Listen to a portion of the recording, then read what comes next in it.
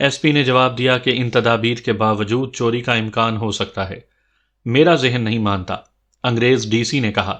اتنے سخت انتظامات کے ہوتے ہوئے بنگلے کے قریب بھی کوئی آنے کی جرت کر سکے؟ چہ جائے کہ بنگلے کے اندر آ کر کوئی چیز چوری کر کے نکل جائے۔ انگریز کی حکومت اور پولیس کی دہشت بھی اتنی زیادہ تھی کہ رات کے وقت تو کیا، دن کے وقت بھی کوئی اس طرف جانے کی جرت نہیں کر سکتا تھا۔ ڈی سی کے اصرار پر ایس پی نے کہا کہ اگر آپ ہندوستانی قوم اور خاص کر مسلمان کو آزمانا چاہتے ہیں تو اخبار یا اشتہار کے ذریعے آزما کر خود تجربہ کر لیں۔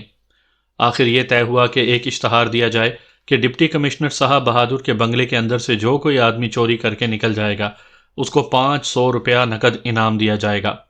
اگر وہ پولیس اور کتوں کے ہاتھوں مارا گیا تو وہ خود ذمہ دار ہوگا، اگر موقع پر نہ مارا گیا یا گرفتار نہ ہوا تو اسے پیش ہونے پر 500 روپیہ نقد انعام دیا جائے گا اور گرفتار بھی نہیں کیا جائے گا اور نہ ہی سزا دی جائے گی۔